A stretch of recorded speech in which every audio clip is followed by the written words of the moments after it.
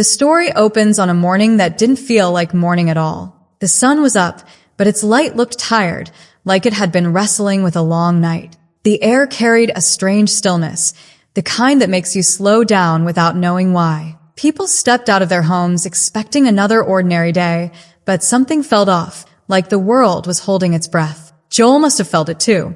He wasn't a king, not a soldier, not some powerful figure on a stage. He was just a man chosen to speak when everything around him was falling apart. And what he saw happening in Judah wasn't just a bad season or a hard year. It was the kind of disaster that eats through hope the way fire eats through dry wood. The ground that once smelled of fresh harvest was now covered with dust.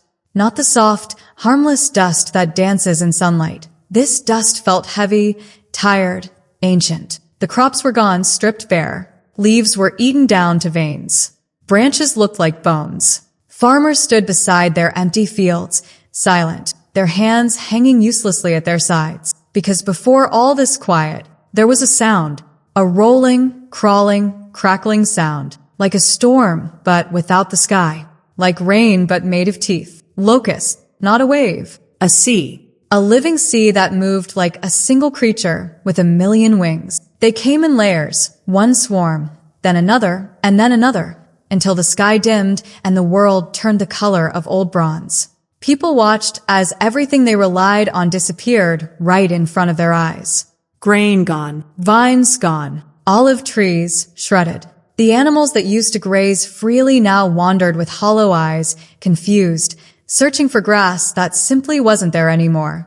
And in the middle of that heartbreak, God nudged Joel to speak. His words weren't delivered from a quiet, calm place. He spoke from the heart of chaos, to people who were grieving, not just for their land, but for the feeling of safety that had slipped out of their hands. He said something that must have shocked them. Cry out to the Lord. Not just pray. Cry out. There's a difference. A prayer can be quiet. A cry is raw. It comes from the place inside you that finally admits, I can't fix this on my own. Joel wasn't pointing fingers. He wasn't shaming them. He was calling them back to what they had forgotten, that God wasn't a distant observer. He was the only anchor strong enough to hold them when everything else was collapsing. Joel described the locust invasion like an army marching through the land, not to scare them, but to wake them up. Because sometimes people don't hear gentle warnings. Sometimes life shakes the ground under your feet to bring you back to where you were always meant to be. He told the priests to weep, the elders to gather, the whole nation to return, not with fancy speeches or perfect behavior, just with honest hearts. But something deeper was happening beneath all this destruction. Joel wasn't only talking about locusts or fields or drought. He was preparing them for something bigger. Something that would stretch beyond Judah, beyond that moment, beyond history itself. Because the disaster they were living through was a shadow, a whisper, a taste of a coming day he called the Day of the Lord. And that day wasn't just about judgment. It was about awakening, realignment, rebirth. Joel wanted them to see their situation with fresh eyes.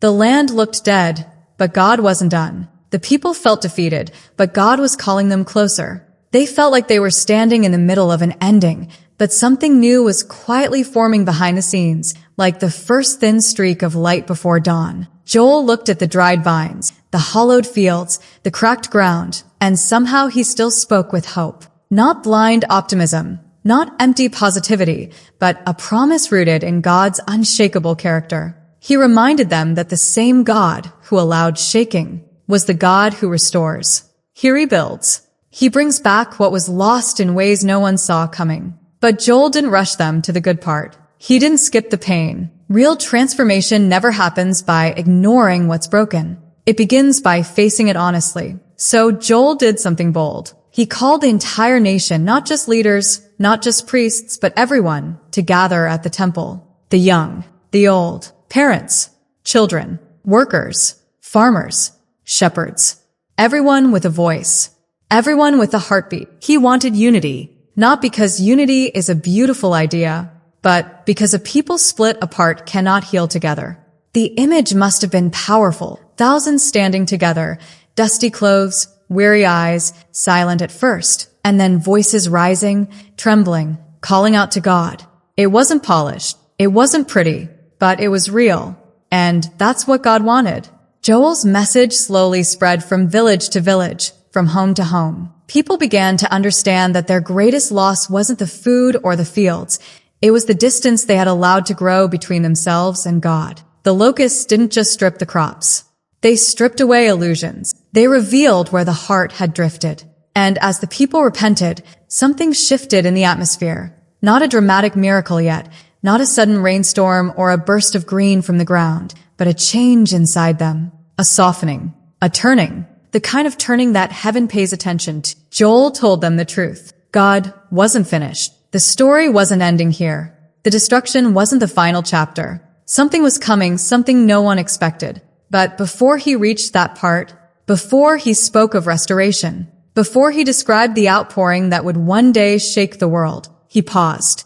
Because the next thing he would reveal wasn't just for the people standing in front of him. It wasn't just for that season, that crisis, that generation. It was a message stretched across centuries, one that would echo into the future, all the way into the lives of people who hadn't even been born yet. Joel lifted his eyes toward the horizon, as if he could already see it. And that is exactly where the next part of the story begins. Joel lifted his eyes toward the horizon, as if he could already see it. Something stirring in the distance, something bigger than the locusts, bigger than the famine, bigger than the sorrow pressing on every heart. The people standing around him followed his gaze, but all they saw was the same dry land, the same cracked soil, the same tired sky. Nothing looked different, but Joel wasn't looking with ordinary sight. He was seeing ahead, seeing beyond, seeing what God was about to reveal. There was a quiet tension in the air, like the moment before rain when the wind shifts ever so slightly, and you know something is coming. Joel's voice carried that feeling. Not fear, not panic, but a gravity that made everyone lean closer. He said the day of the Lord was approaching, not as some far-off legend, not as an idea, but as a reality that would reshape everything. The people listened, unsure whether they were ready for what he was about to unfold. Joel described it in images that cut straight into the imagination. A day when light dims in the middle of noon. A day when the earth groans like it's giving birth to something new. A day when nations tremble because God himself steps into the story in a way the world can't ignore. It sounded overwhelming, but it wasn't meant to crush them. It was meant to wake them. He reminded them that what had happened with the locusts was only a small shadow of something far greater. If a swarm of insects could break their strength, what would happen if their hearts stayed unaware, unprepared, unchanged? And then Joel shifted. His voice softened. The weight remained, but a thread of tenderness ran through his words. He said God wasn't calling them to him with threats. God was calling them with mercy. Return to God, Joel said, because he is gracious and compassionate, not harsh, not distant, not quick to punish. He told them that God's heart was soft toward them, even when theirs had grown hard. The people felt those words. You could see it in the way shoulders relaxed, in the way their eyes dropped, in the slow exhale of someone finally letting a truth sink in. Maybe for the first time in a long time, they realized the judgment wasn't the point. The mercy was. Joel took a step forward, as if addressing every single soul personally. Don't tear your clothes, he said. Tear your hearts. That line struck deep, because back then, tearing your clothes was a dramatic way to show grief or repentance. People ripped garments to say, I'm sorry, or I'm broken, or look, I'm serious. But God wasn't looking for theatrics. He wasn't impressed with big gestures. He wanted the inside to break, not the outside. And something about that truth, raw, simple, unpolished, moved the people in a way rituals never could. They realized repentance wasn't about show.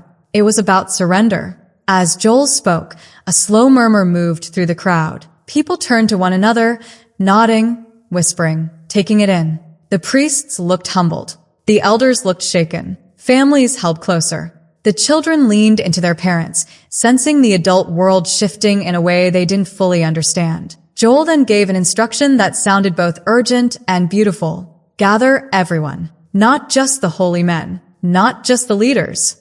Everyone. The babies. The farmers.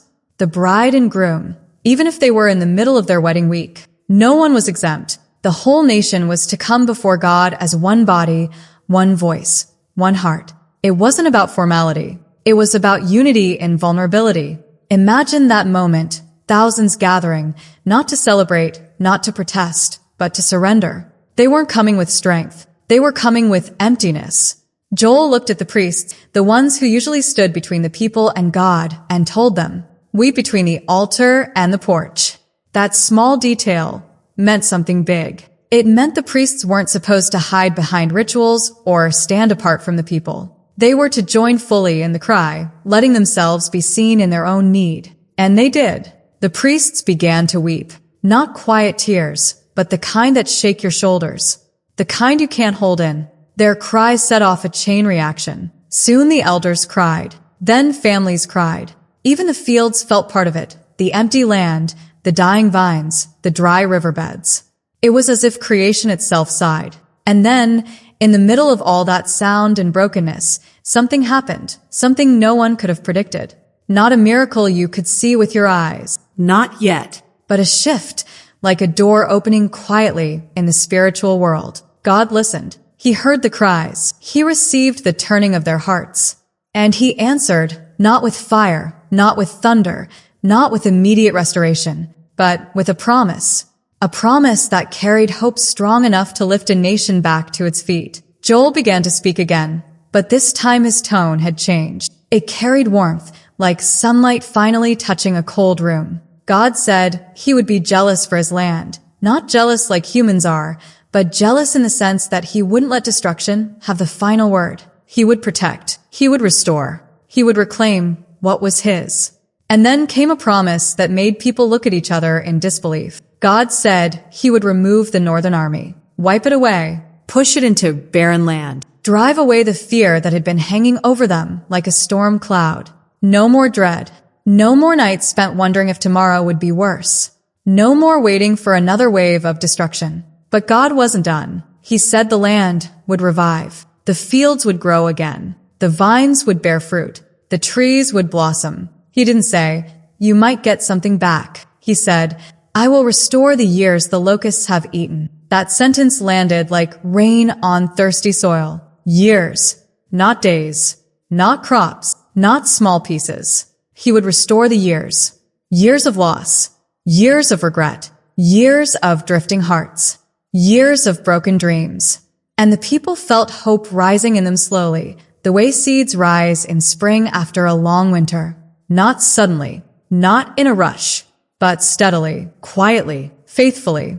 Joel spoke of vats overflowing and fields singing again, and people eating in plenty and praising the name of the Lord. It was a picture so different from their current reality that it almost felt impossible. But God doesn't work with possible. He works with promises, and he never breaks them. Joel paused as the crowd soaked in every word. The thought of restoration felt like a warm wind after months of cold. But Joel wasn't finished. He was about to deliver a message that reached far beyond crops, far beyond Judah, far beyond anything they had ever understood about God's plan for the world. A message not limited by time. A message that would shape centuries. A message that would one day echo in an upper room in Jerusalem with tongues of fire resting on trembling believers. A message that would sweep across nations and generations and land right into the hearts of people still searching today. Joel took a breath, and then he spoke the words that would change history. In the last days, God says, "I will pour out my spirit on all flesh." And that is where the next part of the story begins. Those words didn't just float into the air. They dropped like a spark into dry timber, lighting something deep in the hearts of everyone listening. People looked at Joel as if he had just opened a door into a world they didn't know existed. Because until that moment, the Spirit of God wasn't something everyone talked about. It came on prophets, on kings, on special people at special times. Ordinary men and women didn't walk around expecting heaven to breathe on them. But Joel said all flesh. He didn't say priests only. He didn't say elders only. He didn't say the holy, the perfect, the learned, the qualified. He said sons and daughters, young and old, servants, handmaids, ordinary people with ordinary histories and ordinary mistakes. It must have stunned them. Imagine a farmer who had spent his life cutting wheat in hot fields suddenly hearing that God himself wanted to pour his spirit on him. Imagine a teenage girl who had never been considered important now realizing heaven saw her. Imagine an old man who thought his best years were behind him discovering that God planned to give him dreams again. Joel didn't just speak prophecy. He spoke hope into the bones of people who felt too small for God's attention. But he didn't stop there.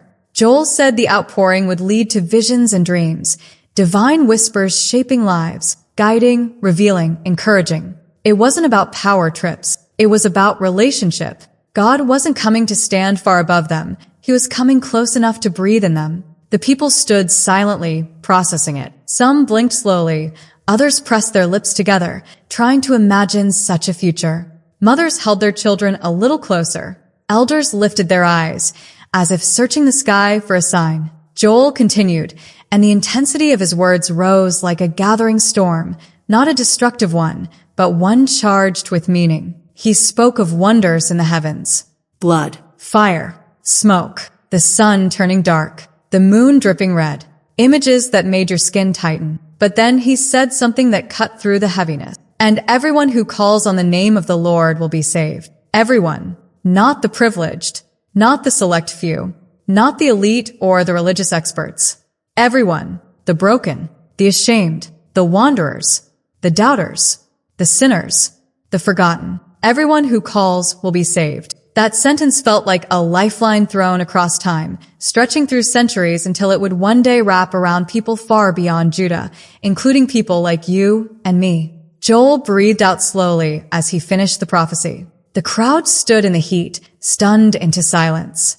But inside their silence, something was changing. The fear that had been gripping them began to loosen. The despair that had hardened their hearts started to soften. Even the land felt like it was waiting for the next word. Joel wasn't done with his message yet, but he didn't rush. he let the weight of what God promised settle into every heart. After a while, he began to speak again, this time more gently. He painted a picture of what God's restoration would actually look like. Not abstract, not poetic. Real. He said mountains would drip with new wine. Hills would flow with milk. Valleys would overflow with water. In other words, the dry places would live again. The empty places would be filled. The broken places would heal. The people looked around at the barren fields and cracked earth, trying to imagine them bursting back to life. Some smiled for the first time in months. Others wiped tears they didn't even feel coming. Joel then spoke of something deeply personal to the nation, something that must have hit the people right in the heart. He said God himself would roar from Zion, not a roar of anger, a roar of protection, a roar declaring, "These people are mine." The idea of God roaring over them must have made their spines straighten. They had felt so vulnerable, so exposed, so small in the face of destruction. But now Joel told them they were not abandoned. Heaven was not silent. God was not distant. Heaven was moving toward them. Heaven was claiming them. Joel described God becoming a refuge for his people, a shelter, a safe place when the world shakes. And for the first time since the locusts came, the people felt the ground under their feet steady again, even if nothing had changed physically yet. Because hope changes the soul long before it changes the landscape. A little child tugged at his mother's hand and whispered, "Will the fields really be green again?" And the mother, choking up, nodded softly. Joel's message had done something no miracle could do at that moment. It revived their faith. He then shifted into what seemed like a vision of the future, a distant future, when nations would gather for judgment, when God would make right what had been wrong for generations, when injustice would be confronted, when cruelty would face the one who sees everything. But Joel didn't speak this to make them afraid. He spoke it so they would understand one truth. God is not blind. He sees. He remembers. And he will act. The people who had been exploited, the people whose land had been invaded, the people who had been mocked and mistreated. God had seen every tear, every injustice, every wound. And he promised a day when he would stand up and fight for them. That assurance settled into their bones. They were no longer just a struggling nation trying to survive. They were a people held by a faithful God. The afternoon sun began to dip, and shadows stretched long across the land. But the atmosphere had shifted. The same people who arrived with heavy hearts now carried a quiet fire inside them. Joel stepped back. He had spoken everything God asked him to speak. His shoulders dropped, not from defeat, but from completion. But the people weren't ready for him to walk away. They had questions, fears. hopes, and 1,000 emotions that had been stirred awake. One elder stepped forward, leaning on his staff. "Joel," he asked, "when will these things happen?" Joel looked at him not with certainty about dates or timelines, but with a calm clarity. "When the hearts of the people turn, the land will turn. When the land turns, the nations will see. And when the nations see, the Spirit will fall." It wasn't a schedule. It was a sequence of awakening. Another man, a young father, stepped forward. His voice shook a little. "How will we know when the Spirit comes?" Joel smiled. It was a small smile, but full of knowledge. "You will know," he said, "because the next generation will dream what you thought was impossible. And the old among you will see visions you thought were only for the young. Your children will speak words from heaven, and you will feel God closer than the air in your lungs." His answer wasn't technical. It was relational, Alive. personal. As Joel continued speaking with families gathered around him, the sky slowly shifted. Soft shades of orange and gold brushed the horizon. The harshness of the day melted into gentler colors. The people began to move, not away from Joel, but toward each other. Some prayed in small circles. Some hugged tightly without needing words. Some just sat quietly, letting hope settle in. For the first time in a long time, it felt like community again. Joel watched them with a deep sense of peace.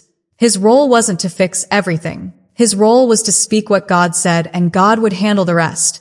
As night began to fall, the first stars appeared, small, faint, almost shy. But there they were, breaking through the darkness, one by one. Joel lifted his eyes, remembering the words God had given him about signs in the heavens. He knew there were things coming that his generation wouldn't fully understand, but that didn't trouble him. He trusted God's timing. He trusted God's heart. And he trusted that the same God who allowed shaking would also bring revival. The breeze picked up slightly, lifting the edges of Joel's cloak. It was gentle, but it carried the feeling of change, like the first breath of a new season. Joel looked once more at the people, all scattered across the land, some walking home, some still praying, some holding hands as if they didn't want this moment to end. He knew the journey wasn't finished. He knew more was coming. Restoration, outpouring, rebuilding, transformation. He whispered softly into the twilight, almost to himself,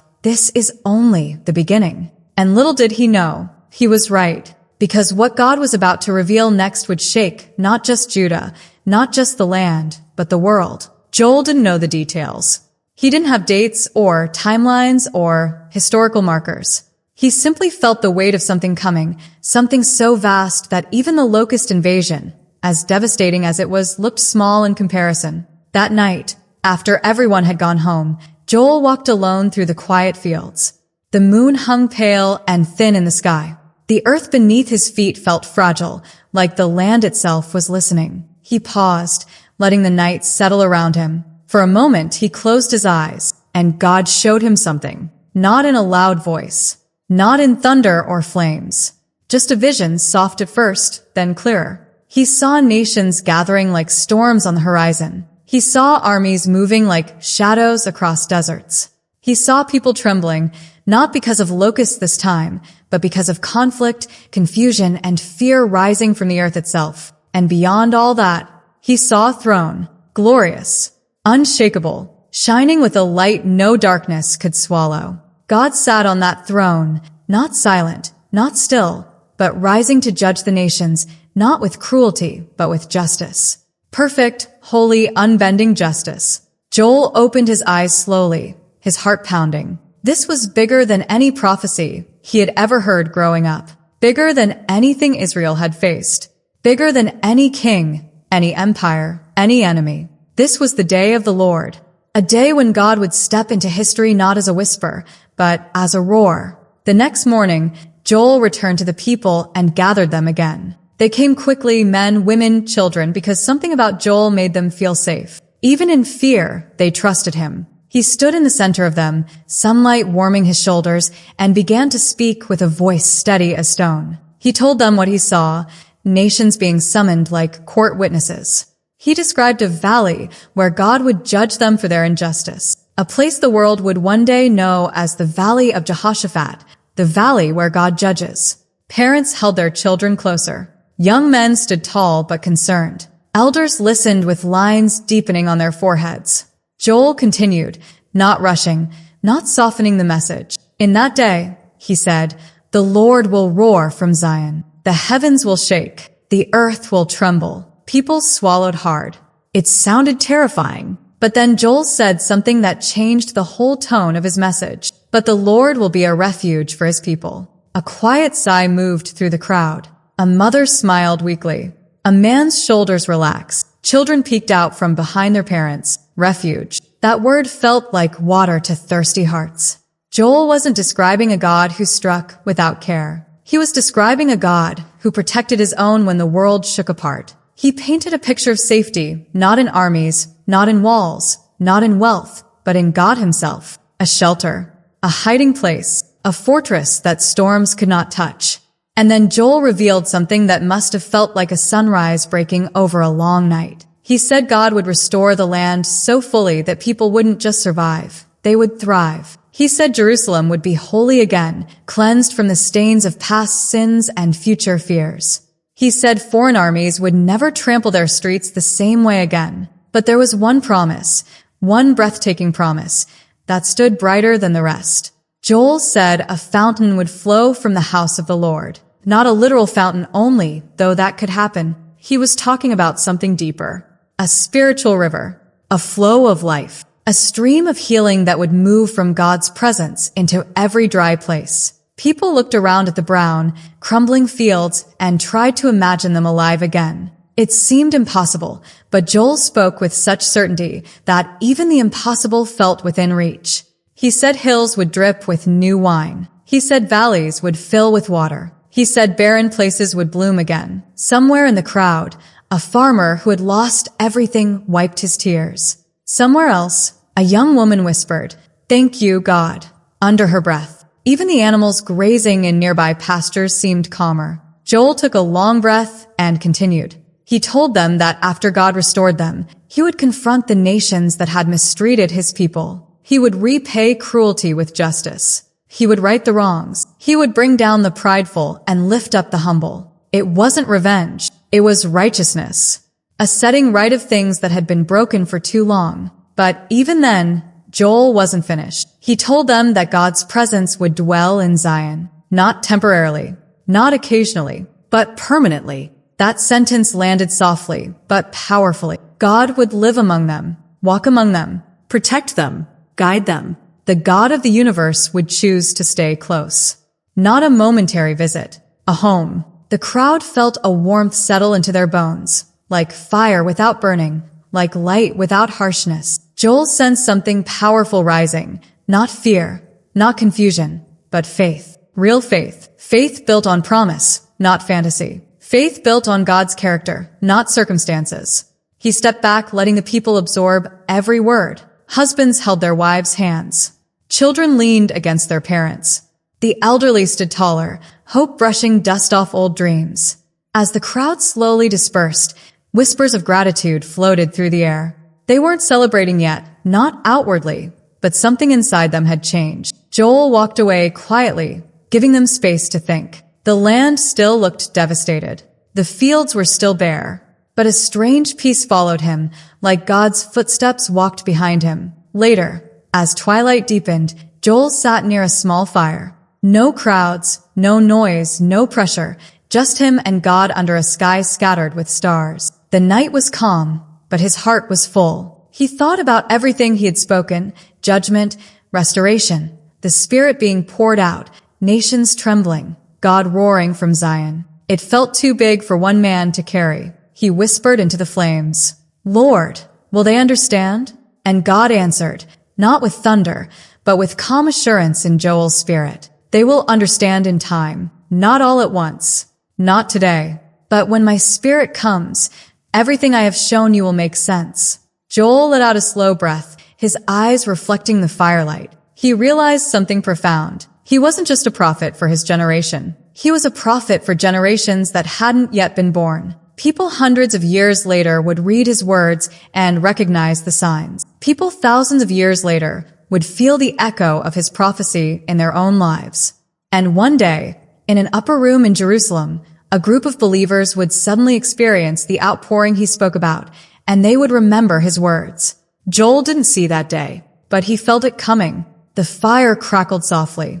Night wrapped around him like a blanket. A steady peace settled deep in his chest. He knew his part was done. He had spoken what God gave him. The rest belonged to time, belonged to God. As the fire died down to glowing embers, Joel lifted his head and watched the stars. The world was quiet again, but this time it wasn't the emptiness of despair. It was the stillness before renewal, the pause before rebuilding, the breath before a new chapter. And Joel knew the story wasn't over. Not for him, not for Judah, not for the world. The air felt different now, lighter, almost like the land itself was taking its first deep breath after years of holding pain inside. The people of Judah stood stunned, watching the fields that once lay in ruins slowly stretch back toward life. It wasn't full restoration yet, not the grand picture Joel had promised, but it was the beginning. And beginnings, especially after long nights of fear, feel like miracles. But Joel wasn't done speaking. God wasn't done speaking. Because the story wasn't just about ruined fields or devoured grain. It wasn't even only about repentance.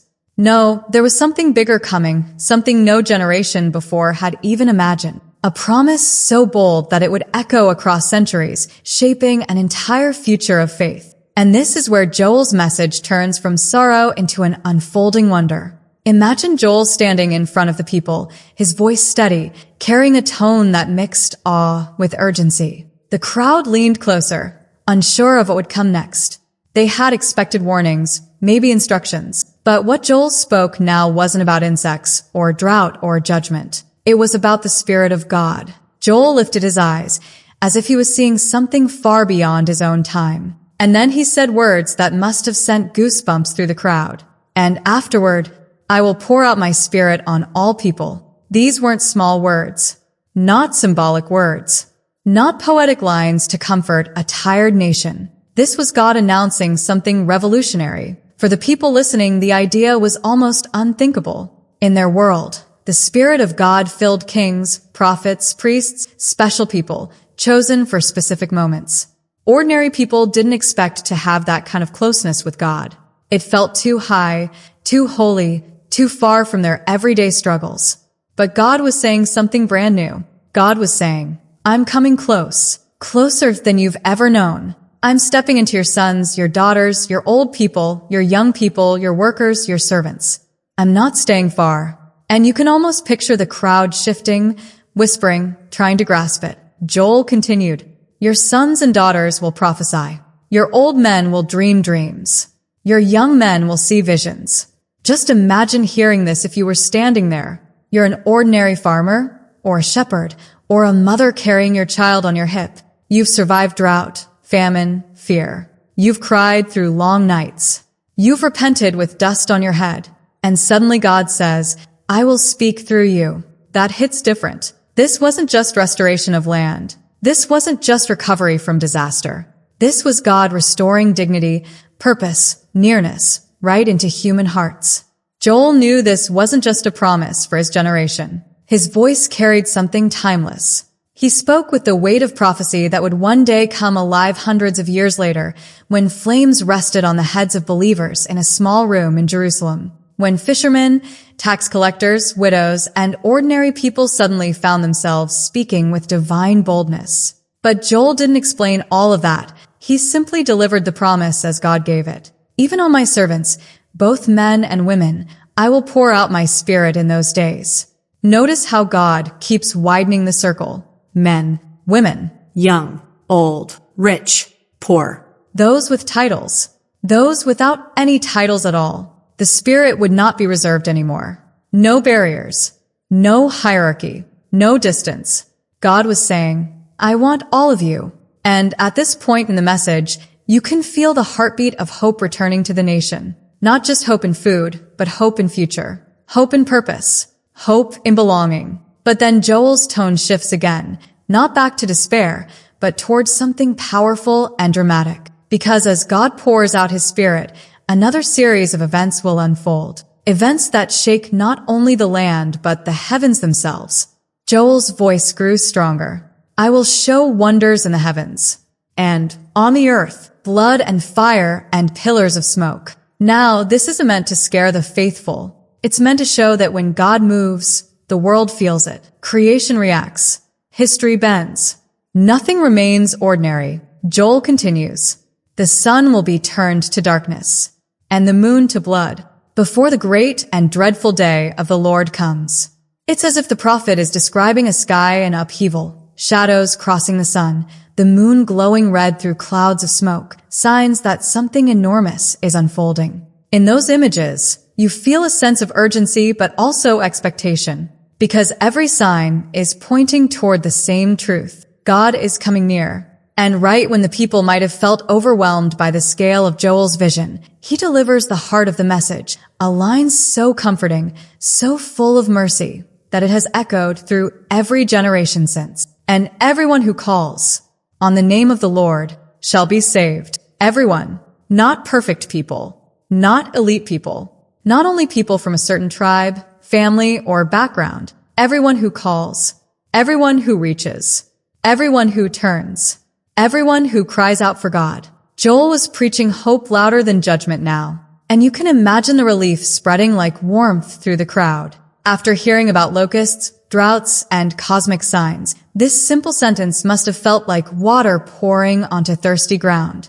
But Joel wasn't done yet. He shifts again, this time to the restoration that God himself will bring. Not partial restoration, not symbolic healing, real, visible blessing. Joel says, in Mount Zion and in Jerusalem, there will be deliverance, as the Lord has said. And then he adds a line that must have touched the hearts of every fearful listener. Among the survivors, whom the Lord calls survivors. That word hits deeply, doesn't it? Because the people standing there were survivors. They had survived loss, hunger, fear, and devastation. They knew what it meant to hold onto hope with trembling hands. And now God was calling them something beautiful. Chosen survivors, people not abandoned, but selected for restoration. The mood among them must have shifted completely by now. The heaviness that once hung in the air was lifting. God wasn't just repairing their crops. He was rewriting their destiny. But the story doesn't pause here. Joel sees even more unfolding in the future. Judgment on nations that harmed God's people, justice for wrongs done, protection for the innocent. But we won't step into that just yet, because something important is happening right here in the moment. Joel's message is turning the people's hearts like soil ready for planting. They're understanding something they never understood before. Judgment wasn't the final word.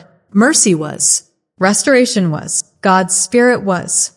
And you can almost picture a father standing in the crowd with his young son, squeezing his shoulder. Or an elderly woman wiping tears from her eyes as she realizes God hasn't forgotten her. Or a young girl hearing for the first time that she too could carry God's voice. This is where Joel's message becomes personal. God wasn't just fixing their circumstances. He was pulling them into his plan, his heart, his spirit. And the beauty of this moment is that it didn't end in their lifetime. The promise spilled forward into the future, reaching all the way to you and me. Because the Spirit hasn't stopped pouring. God hasn't stopped calling. And Joel's words haven't stopped ringing with truth. The people were still standing there, letting Joel's words sink into them. The promise of the Spirit, the hope of salvation, the assurance that God wasn't done with them. You could almost feel the shift in the air, like hope had finally found its way back into their bones. But Joel wasn't closing the scroll. He wasn't stepping away from his message. There was one more layer God wanted the people to see. Something heavier, something fierce, something that revealed a side of God they had nearly forgotten. God as defender. Because yes, God restores. Yes, God pours out mercy. Yes, God heals the broken land. But God also stands up for his people. He sees injustice. He remembers every wrong done. And he doesn't let oppression go unanswered. So Joel lifted his voice again, and the tone changed, not back to judgment against Judah, but toward a judgment meant for someone else entirely. God says, in those days and at that time, when I restore the fortunes of Judah and Jerusalem, I will gather all nations and bring them down to the valley of Jehoshaphat. The people listening must have leaned in again, surprised, because they knew what Joel meant by Jehoshaphat. That name means the Lord judges. God wasn't dealing with his children now. He was dealing with the nations that had crushed them. Joel continued speaking, his voice steady and piercing. There I will put them on trial for what they did to my inheritance, my people Israel. You can almost hear the crowd whispering, because every family there carried a story of pain. Children stolen, land taken, dignity ripped away. They had been mocked, scattered, traded, and mistreated by surrounding nations. And for years, it felt like no one saw it. No one cared. But God did. He remembered every tear shed in silence, every cry made in fear, every injustice hidden behind the noise of war. And now, God was saying, I'm bringing them to court. Joel lists their crimes in simple, cutting lines. They cast lots for my people. They traded boys for prostitutes. They sold girls for wine to drink. When you hear that, your heart tightens. Because these weren't just political battles. These were human wounds, deep, ugly, unforgettable. Children treated like currency. Lives reduced to bargains.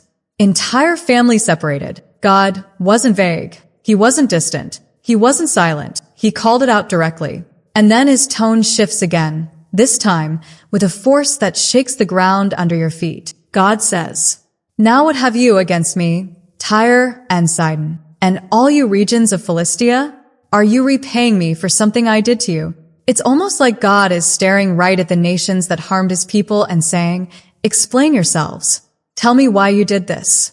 The nations had their reasons, power, greed, pride, but none of them held weight before the Creator of heaven and earth. Then God delivers a sentence that feels like thunder rolling across the valleys of Judah. I will quickly return on your own heads what you have done. There's something you feel here, a tension between justice and compassion.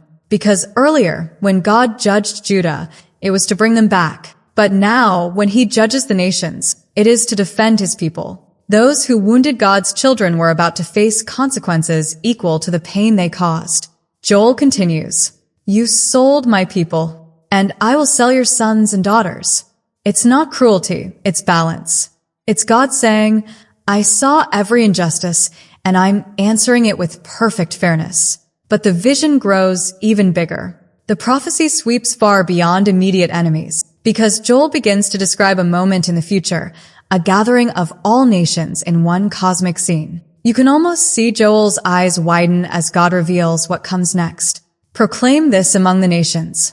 Prepare for war. Now, this isn't a war among humans. This is God calling the nations into the valley, summoning them into a confrontation they can't escape. Joel continues with imagery that feels like a storm building on the horizon. Beat your plowshares into swords, and your pruning hooks into spears. It's the reverse of peace. The nations who once felt powerful would sharpen their tools, thinking they were ready to fight. But in truth, they were marching into a judgment they couldn't win. Joel hears God say, let the weak say, I am strong, not because they were strong, but because all nations, both great and small, were being drawn into this final moment. And then Joel sees a vision, nations flooding toward a valley, gathering like waves. The ground trembling under their feet, the sky darkening, the atmosphere thick with tension. God says, bring down your warriors, O Lord. And suddenly, the scene shifts. You see not human armies, but heavenly ones, God's own forces moving into place. This isn't a fair fight. This is divine justice taking its stand. Joel describes it. Let the nations be roused. Let them advance into the valley of Jehoshaphat, for there I will sit, to judge all the nations on every side. God sits. The nations stand. That alone tells you who holds power. Then Joel sees something symbolic, something hauntingly beautiful. Swing the sickle, for the harvest is ripe. It's like the world itself has grown heavy with wrongdoing, ready to be cut down. And Joel continues with another line. Come, trample the grapes, for the winepress is full, and the vats overflow. So great is their wickedness. This isn't anger for anger's sake. This is a world's worth of injustice finally being addressed. Imagine standing there listening. You've been oppressed. You've cried out night after night. And suddenly, God says, I heard all of it, and I will answer every injustice. But then comes one of the most dramatic images Joel ever describes. Multitudes, multitudes. in the valley of decision. You can almost see it, crowds upon crowds, nations upon nations, standing in the valley where God will make his final judgment. It's heavy. It's holy. It's a moment where history seems to hold its breath. Joel continues, "For the day of the Lord is near, in the valley of decision." And as if creation itself reacts, Joel sees the sky respond. The sun and moon will be darkened, and the stars no longer shine. It's as if the universe bows in silence, acknowledging the authority of the one who created it. Then comes a line that shakes everything. "The Lord will roar from Zion, and thunder from Jerusalem." A roar, not of rage, but of justice. A thunder that echoes through nations that once thought they could oppress freely. And yet, in the very same breath, a tender promise appears.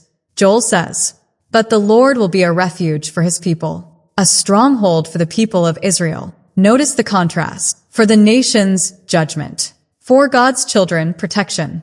It's like watching a storm rage all around while you stand safely under a solid shelter. Joel's voice softens now, not because the message is over, but because something beautiful is happening. God says, "Then you will know that I, the Lord your God, dwell in Zion, my holy hill." This is the heart of everything. God returns. God lives among his people. God makes his home with them again. No more distance, no more silence, no more fear. And then Joel paints a picture of what comes after judgment, a picture of restoration so gentle and rich that it feels like stepping into a dream. He says, "Jerusalem will be holy. Never again will foreigners invade her." Imagine the relief. Imagine the peace. Imagine knowing your children will never face those old fears again. But Joel isn't finished. He moves from the city to the land, describing a future overflowing with blessing. In that day the mountains will drip with new wine. The hills will flow with milk, and all the ravines of Judah will run with water. After years of drought, after the land cracked under the heat, after the locusts devoured everything, God is saying, "I will make your land lush again. Your mountains will pour out abundance. Your hills will be alive with life." Joel even adds a detail that feels almost poetic. A fountain will flow out of the house of the Lord, watering the valley of acacias. Water from God's own house, spilling into dry valleys, turning barren places into gardens. It's restoration in its fullest form. Joel then contrasts Judah with its enemies one last time. Egypt will be desolate, Edom a desert waste, because of violence done to the people of Judah. God remembers everything. And then comes one of the most beautiful closing lines in all prophetic writings. "But Judah will be inhabited forever, and Jerusalem through all generations." Forever. Not for a season. Not until the next attack. Forever. And Joel ends with a final, gentle promise. "The Lord dwells in Zion." That's the ending. The final word of the book of Joel. Not judgment. Not fear. Not destruction. Presence. Peace. Restoration. God with his people. When Joel's final words faded into the hush of the crowd, something unspoken filled the space, almost like a warmth spreading slowly through each person standing there. The people looked at one another with a quiet awe, realizing that the God who had judged, restored, and promised justice was now promising something even deeper. He would live with them, dwell among them, stay, not visit, not pass through, not watch from afar, stay. And that changed everything. You can imagine families walking home that evening, carrying not sacks of grain or bundles of wood, but a new sense of hope in their hearts. Fathers who once whispered worries in the dark now found themselves telling their children stories of God's goodness. Mothers who had cried through droughts traced their fingers over new leaves on the trees, whispering, "He came back to us." Even the elders, those who had seen the land suffer for decades, felt a renewed strength settle into their bones. Because when God says, "I dwell with you," it rearranges your whole understanding of life. But the story doesn't end with people walking home and nodding at Joel's message. No, truth like that doesn't stay quiet. It takes root. It grows. It carries through generations. And that's where Script 7 begins, how Joel's prophecy lived on. For weeks after Joel's message, the land continued to heal. Small green shoots broke through the soil, almost shyly at first, then boldly. The sound of birds returned to places that had fallen oddly silent. Villagers began rebuilding fences, reinforcements, homes. The fields, once stripped bare, started to shimmer again with promise. Families who had rationed every crumb of bread now shared meals with laughter that had been missing for far too long. But something else was happening too, something unseen. People were praying again. Not quick, desperate prayers of "save us," but steady, peaceful prayers of "thank you" and "stay with us." The kind of prayer that feels like conversation, not crisis. You can almost picture a young boy waking up before sunrise, rushing outside because he's so excited to see if the crops grew overnight. Or an old woman sitting on her rooftop at dusk, watching the sky change colors while whispering, "He dwells here. He really dwells here." Or a group of young men gathering around a small fire, remembering Joel's promise that God's Spirit would be poured out on them one day. The people weren't the same anymore, and they didn't want to be. But time has a way of testing what you believe. Seasons came and went. The locust plague faded into memory. Children grew up hearing Joel's words the way other children heard bedtime stories. And soon, a new challenge rose. Not an enemy from outside, not a drought, not destruction, but forgetting what God had done, forgetting the closeness they had felt, forgetting the way their hearts had once burned when Joel spoke. And that's when Joel's prophecy began its second purpose. It wasn't just a message for a moment. It was a warning for the future. Don't forget who your God is. Don't forget what he saved you from. Don't forget that he dwells among you. But human nature is fragile. And slowly, some people did forget. Not in a dramatic way. Not in rebellion, but in small, everyday ways. A young man who once prayed every morning now rushed to work instead.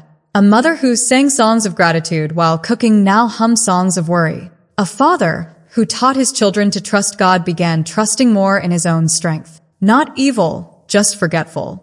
But God hadn't forgotten them. And this is where Joel's quiet legacy shines. Whenever the people drifted into fear, someone would stand up in the marketplace or near the temple steps and read Joel's prophecy aloud. And suddenly the memories would return, the locusts, the judgment, the repentance, the promise, the Spirit, the justice, the roar from Zion, the dwelling of God. Joel's message became like a lighthouse, steady, unmoving, guiding them back every time they drifted off course. But Joel's prophecy wasn't just hovering over Judah. It was echoing far beyond their borders, stretching into centuries ahead, waiting for the moment when its most powerful promise would come alive. Remember the promise? I will pour out my Spirit on all people. Generations passed. Nations rose and fell. Prophets came and went. Empires shifted like tides. But God's promise remained. And then, hundreds of years later, in a small upper room in Jerusalem, a handful of ordinary people waited, just as Jesus had told them to. They weren't royalty. They weren't scholars. They weren't warriors. They were fishermen, tax collectors, mothers, sons, daughters, people who remembered Jesus' words. Wait, the Holy Spirit will come. And suddenly, just like that, Joel's prophecy burst into life. A sound like a rushing wind filled the room. Flames, not hot, but holy, rested above their heads. And those ordinary people began speaking in languages they'd never learned. The Spirit had come. Just as Joel said.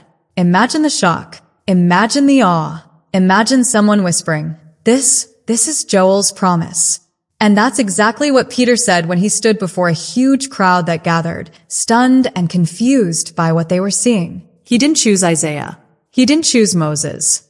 He didn't choose David. He chose Joel. Peter shouted, This is what was spoken by the prophet Joel. Can you imagine how heaven must have smiled at that moment? Joel's words, spoken centuries earlier to a small, hurting nation, were now lighting a fire across the world. But Script 7 isn't just about history. It's about something deeper, something personal. Joel's message didn't end in the Bible. It keeps reaching into our lives even today. Because the pattern of Joel is the pattern of all of us. We face seasons of ruin, loss, disappointment, moments when it feels like everything has been stripped away. We experience moments of repentance, turning back, crying out, realizing we can't do life alone. We encounter God's mercy, slow at first, like a soft sunrise, then growing stronger. We receive restoration, sometimes in our circumstances, sometimes in our hearts. We forget because we are human, and then God reminds us again, through His Spirit, through His Word, through moments we didn't expect. Joel teaches us that God doesn't leave us in ruins. He rebuilds. He restores. He fills. He fights for us. He dwells with us. And maybe that's why Joel's message has such a pull, because all of us carry places that feel like Joel's Judah. Areas in our lives eaten away. Seasons where things felt stripped bare. Times when we wondered if God had forgotten us. But Joel's story says, that's not the end. Your story isn't over. God is coming back to restore. And that restoration isn't quiet or half-hearted. When God restores, He restores deeply. Joel said God would give them the years the locusts have eaten, not just the crops, the years, the time they lost, the joy they lost, the peace they lost. Imagine hearing that today, God returning to you the very years pain stole. That's what Joel's message still speaks. But Script 7 goes one step further. It connects Joel's prophecy, not just to history, not just to restoration, but to the world we live in now. Look at our time. Confusion, nations rising against nations, injustice, fear, shifting powers. Doesn't it sound a little like Joel's description of multitudes in the valley of decision? And yet, right there in the middle of all that chaos, God whispers the same hope. Everyone who calls on my name shall be saved. It was true then. It's true now. It will be true until the end of time. And Joel's final word, the Lord dwells in Zion, is still the truth today. Because now, through the Holy Spirit, God doesn't just dwell in a city or a temple. He dwells in us, in our hearts, in our stories, in our healing, in our hope. The quiet of that moment is profound. You can almost feel the stillness, like the pause in the air after a storm. Joel's message had carried the people from devastation to hope, from fear to courage, from despair to promise. And now, centuries later, the echo of his words still carries that same rhythm of restoration. The Lord dwells in Zion. The Lord dwells in hearts that turn to Him. The Lord dwells with those who wait, who hope, who call. And as the people stood listening to Joel, as their eyes followed him across the fields, they realized something extraordinary. Restoration is not just about the land. It's not just about crops or wealth. It's not even just about justice being served. Restoration is about life. Whole, abundant, unshakable life. Life that flows from God's presence into every corner of our hearts. Joel's words become a bridge. A bridge connecting broken pasts to hopeful futures, connecting human frailty to divine strength, connecting ordinary people to God Himself. And that's where the power of His prophecy lives today. You see, Joel didn't just speak to a nation about locusts, drought, and invading armies. He spoke to every human heart that has ever known loss, every heart that has experienced despair, every soul that has felt forgotten. Joel's prophecy reminds us, God sees, God remembers, God acts. And He acts not only to correct injustice, but to restore life in ways we cannot imagine. The people in Joel's day began to understand. They had seen their fields ruined by locusts, their lives shaken by famine, their hopes stripped bare. But Joel showed them that God's vision reaches beyond the immediate, beyond the pain, beyond the devastation. God's plan is bigger than we can see. And the Spirit He promised is not limited by time or circumstance. It flows into every generation that calls on His name. Joel's prophecy is not just history. It's living truth. Because in our lives today, we face our own locusts. Maybe they are external, loss, rejection, uncertainty. Maybe they are internal, fear, doubt, brokenness. And sometimes, it feels as though all is stripped away. But Joel's story carries the same promise. The Spirit of God can be poured out on you. You can be restored. The years lost, the joy stolen, the peace shattered. God can return it to you. Imagine a mother who has mourned for years over children gone astray. Imagine a man whose life has been broken by betrayal or failure. Imagine a young person who wonders if hope exists at all. Joel's words whisper into every story. God is coming. God is present. God will restore. And even when we forget, even when fear creeps back into our hearts, the Spirit reminds us.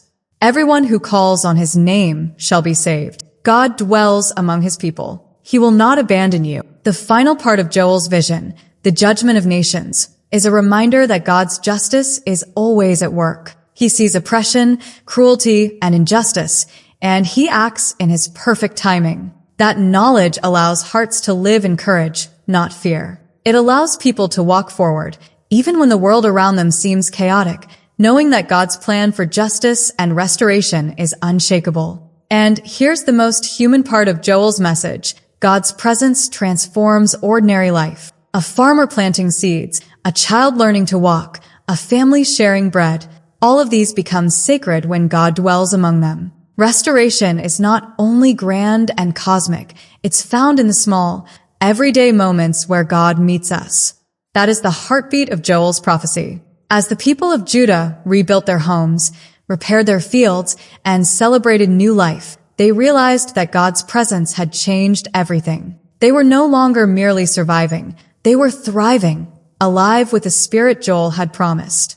And this thriving wasn't limited to them. Their story, their hope, their experience would ripple outward, shaping generations to come. Because Joel's prophecy reminds us that God's work is never temporary. It does not end with a single act of mercy or a single act of justice.